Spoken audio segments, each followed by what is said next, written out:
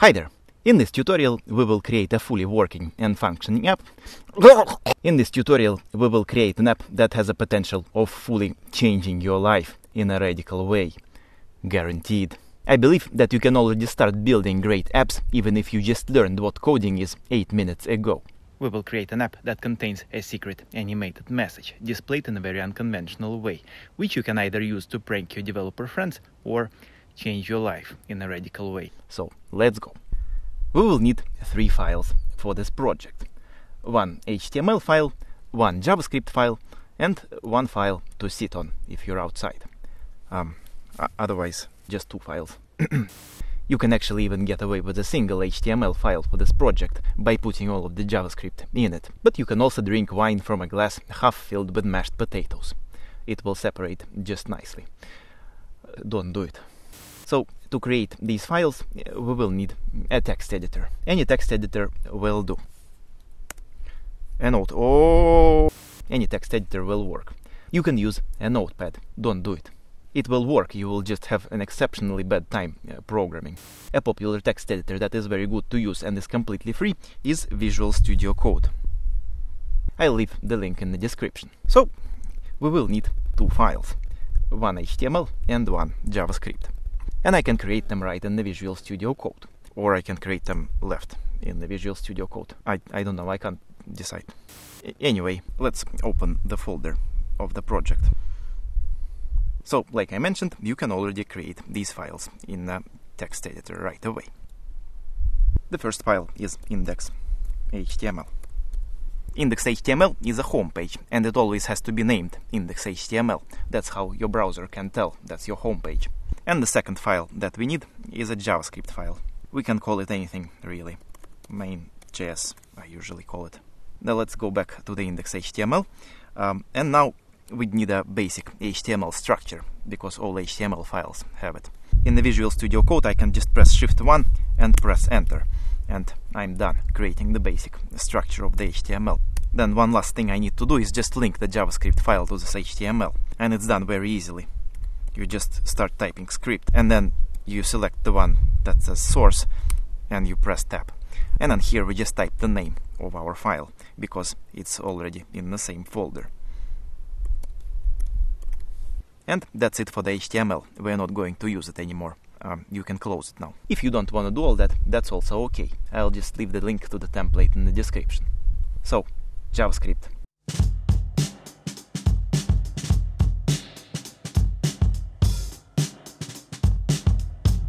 So we've created 4 variables. And in JavaScript, like in many programming languages, a variable is a container that contains things. The first variable is called first name, and it's containing a text string, diarrhea. It's very important to contain it. The second variable is called surname, and it's containing a text string, Stalin, a girl's surname. Much less beautiful than the first name, but much firmer. The third variable is called age, and it's containing a number, little girly. And the fourth variable is called greeting, and it's containing also a text string, greeting comrades. Somebody is biting me! Creating a variable is called declaring it. You will see it in many programming languages like that. You will notice that every declaration ends with a semicolon. And this is the essential part of JavaScript. Every statement should end with a semicolon. It's basically like a dot in a sentence. That's how a compiler would be able to tell your statements apart. So in JavaScript, to declare a variable, you use a keyword like var. I have no idea what it stands for. And you can also use other keywords to declare a variable in JavaScript, like const or let. But we're not going to talk about them now. And thanks God, after you've declared the variable, you can change it at any time in your code. Diarrhea is rescued. She can become Jessica now. And the way you assign a new value to it is without a keyword, because we're using a keyword only to declare it. And in JavaScript, you can create any variables and name them. You can create any variables and name them anything you like. Ears, indecently ginormous. But it's always a good idea to give variables names that other developers and you can understand.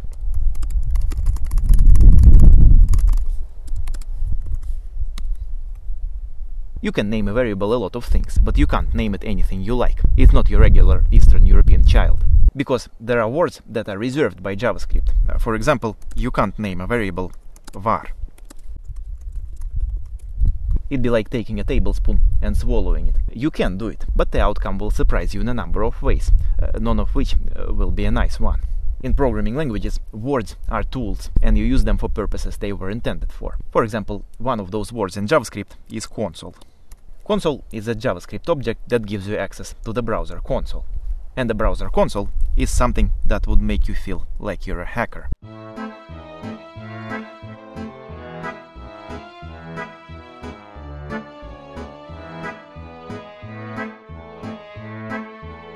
But generally it's just used by developers to debug stuff, see the errors and log stuff to it. To open the developer console in Google Chrome, you just go to this 3 dots menu, go to More Tools, and then go to Developer Tools.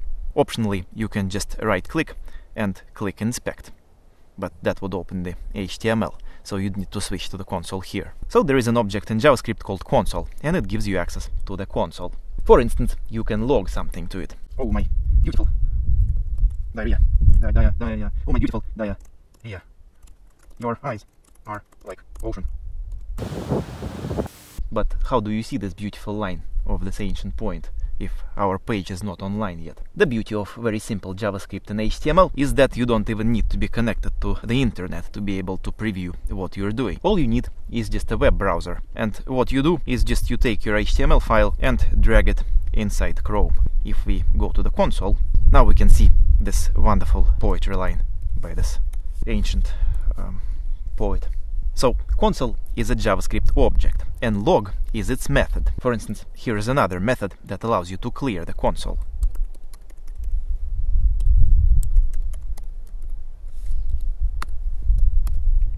Is this more or less clear so far? Methods of the objects are basically functions that these objects can perform. For example, the real-world methods of the real-world objects might look something like this. Woman, walk, woman, go into house, woman, cook, cement truck, drive, cement truck, mix concrete, woman, drive, woman, mix concrete. And when you put stuff into braces, that is called passing a parameter to a function.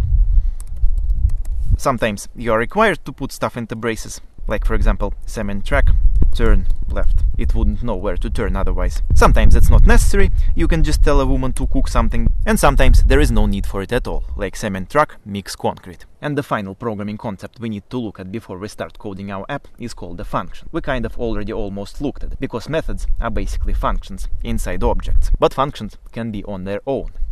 Function is basically a block of code designed to perform a specific task. And here is how you create one. Function, that's a keyword, just like a var. Say, hello, Jessica. And that's a name, just like the name of the bar. It can be anything. And then it's followed by the braces, and then another braces. And let's just delete all this for now.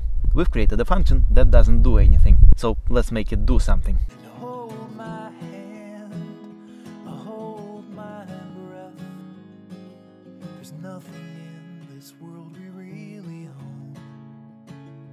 Jesus Christ, if you tore my heart out, the only thing I'd feel is less alone, less alone.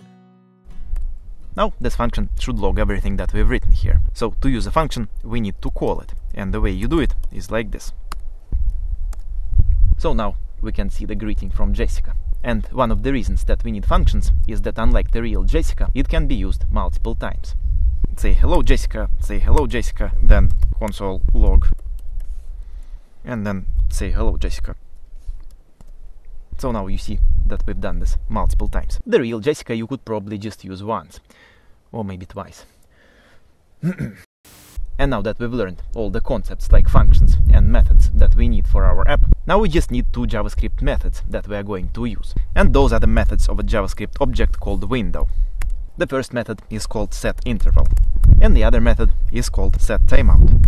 So what SetInterval does is it takes a function that you give to it and runs it every number of milliseconds that you specify. Let's delete this one for now. So what will this do is it will use our poor Jessica every second forever until you close the browser. And what SetTimeout will do is it will take a function that you give to it, take the number of milliseconds that you specify, and then it will execute your function waiting this number of milliseconds, and do it just once. And this is all the information that we need in order to be able to create a fully functional web app that has a potential of changing your life. Guaranteed. So here's what we have so far. We can create variables and put text into them. We can log those variables using console log. We can clear the console with console clear. We can create a function and make this function run every specified amount of milliseconds. And we can delay running a function for a specified amount of milliseconds too. Creative ideas usually come when you have limited tools. So how do you make a web app with this? Pause the video now and let me know in the comments for a rare chance to win a hairdryer. The offer only applies to those residing on the Easter Island, participating during the full moon Martian eclipse, during the night hours in the period of the winter solstice, while wearing a costume of a wild horse and holding the name Bob or Duncan. Here is how I thought about this. With these tools we can only do stuff in the console. Who knows where the console is? Web developers. Which means our potential app users will be web developers. What is the use in a blank website for web developers that only displays content when you look in the console? Could be a good way for some company to post job postings for web developers, to filter out the most inquisitive and curious ones. Or this app could be used to tell your developer friends to fuck off quite successfully. Or this app could be used to change your life in a very radical way. And you will see how in the end of this tutorial. First, we need to create the animation, but how do you do it with just console? To do it, we will use something called Ascii, which stands for American Standard Code for Information Interchange, and is basically just text. Fortunately, there is a website called Ascii Flow, and with this website you can draw with text. So let's prepare some imagery.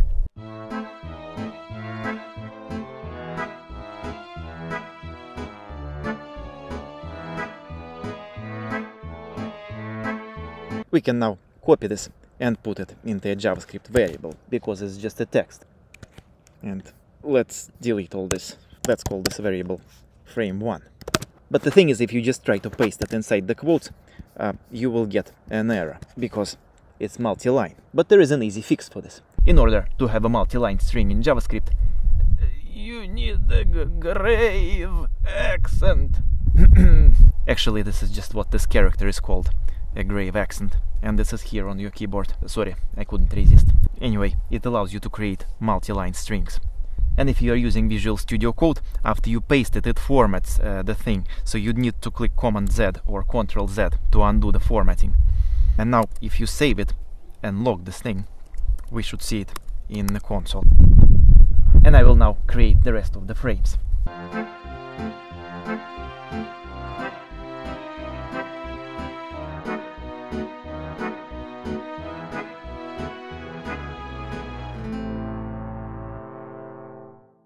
So what felt for you like a couple of seconds was actually 50 years of drawing for me.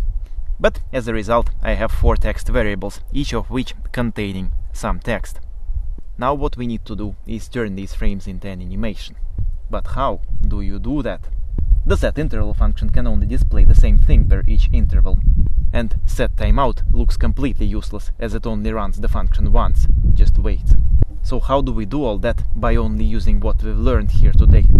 Pause the video now to see if you can find the solution for a rare chance to win a shipping container. Actually, the solution is very simple and very bad. It is bad because it breaks one of the main principles of programming, called dry. Don't repeat yourself. But it proves the point that you can still solve the problem while having very limited resources. So let's solve this by repeating ourselves. Let's first write a function called playAnimation. The first thing it would do is clear the console. Let's actually call it here and see if it's doing its job right. Yes. And right after it's cleared the console, it would display our first frame of the animation. Let's check if this is working. Yes. Now let's write another function and call it display frame 2. This function will display the second frame. After that, let's use the SetTimeout method and make it display the second frame after waiting for 500 milliseconds. It also needs to clear the console. Now let's write another function, and let's call it display frame3, and it would do exactly the same as the display frame2 does, but it will display the frame3. You guessed it correctly. And now let's write another SetTimeout method, and let's give it the display the frame3 function, but this time we will wait for 1000 milliseconds, which is 1 second. Now, can you guess what happens?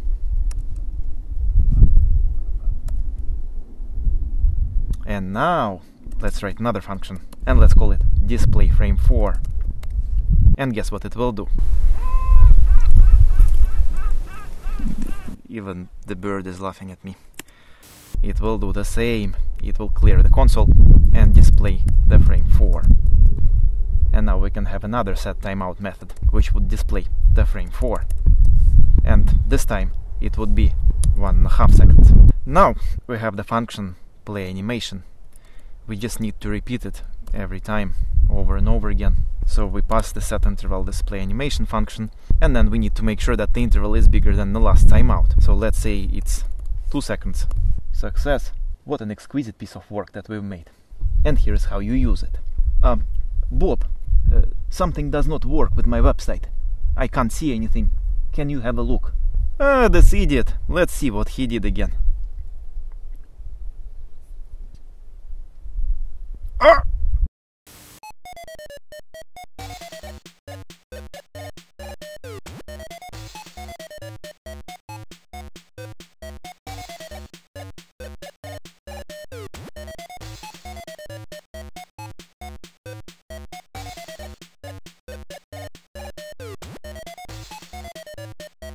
That's great.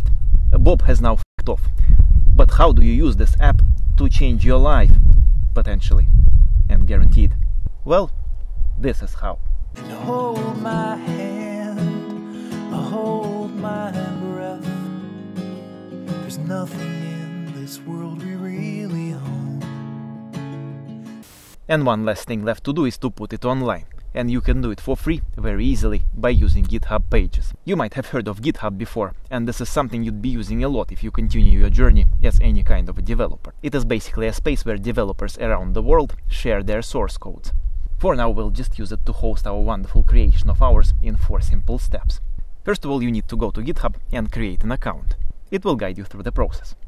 After you've created an account, you will see this page. Click on the plus icon in the top right corner and select New Repository. All you need to do here is just name your repository. And then just click Create Repository. That's all we need to do here. And now to host our files, you just click Uploading an existing file. And then you just open your project folder on your computer and drag both of your files here. And then you click Commit Changes here. And the final step that you need to do to see this online is to go to Settings,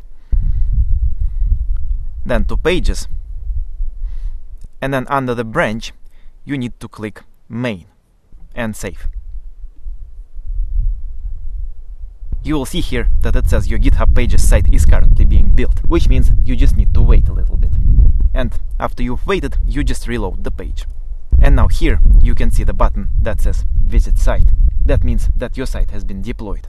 You click it, and then it takes you to our wonderful web app, which is basically a blank screen, where when you inspect the console, you would see our wonderful, exquisite animation. And if you want to change your files, you just need to go back to the repository and basically just do the same thing over again. Just drag them in here. After which, you just click Commit Changes and they're live. So this is how you can use limited resources to already start building things without waiting to become proficient in JavaScript. And limiting resources prompts creativity. It's also that knowing more and having more tools at your disposal, as say a junior developer or a midway developer or even a senior developer, would not mean that you'd be able to solve every problem from the get-go.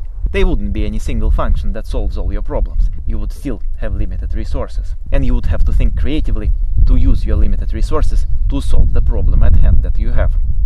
And finally, not spending a lot of time learning theory and just building stuff is one of the best ways to learn how to code, in my opinion. But wait, should you actually learn JavaScript? Here is my video on why you absolutely should not. Check it out. Thank you very much for watching, like it if you liked it, subscribe, hit the bell, and see you soon.